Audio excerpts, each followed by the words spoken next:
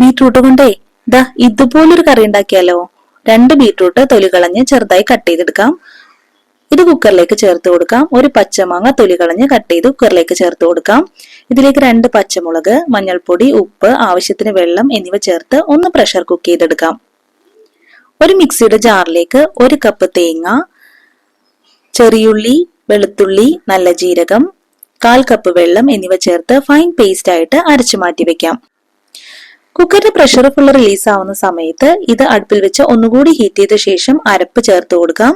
ആവശ്യത്തിന് വെള്ളവും ഉപ്പും ചേർത്ത് നന്നായി ചൂടാക്കി മാറ്റിവെക്കാം. ഇനി ഒരു പാൻ അടുപ്പിൽ വെച്ച് ഹീറ്റ് ചെയ്യാം. ഇതിലേക്ക് വെളിച്ചെണ്ണ ഒഴിച്ചു കൊടുക്കാം. ചൂടായി വരുന്ന സമയത്ത് ഉലുവയും കടുകുമിട്ട് പൊട്ടിച്ചെടുക്കാം. ഇതിലേക്ക് ചെറിയുള്ളി, ഉണക്കമുളക്, കറിവേപ്പില എന്നിവ മൂപ്പിച്ച ശേഷം കുറച്ച് മുളക് പൊടി കൂടി ചേർത്ത് മൂപ്പിച്ചെടുത്ത് കറിയിലേക്ക് ഒഴിച്ചു കൊടുക്കാം. നല്ല ടേസ്റ്റി ബീട്രൂട്ട് കറി റെഡി.